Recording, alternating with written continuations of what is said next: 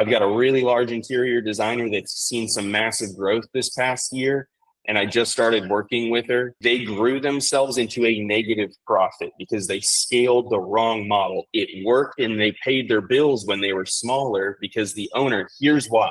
Here's what happens. And I know everybody's like, well, I can scale myself out of this because I cost so much and my overhead's going to decrease as I add team members. You're wrong.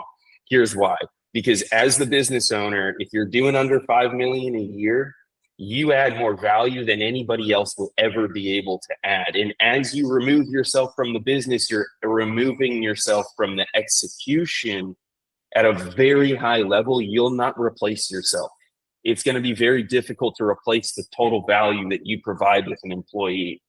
So as you grow this thing, you have to make sure that right now, while you're small, you're actually turning a profit. Once you can prove that you turn a profit when you're small, now it's time to multiply your efforts. But until you do, stop trying to add stuff.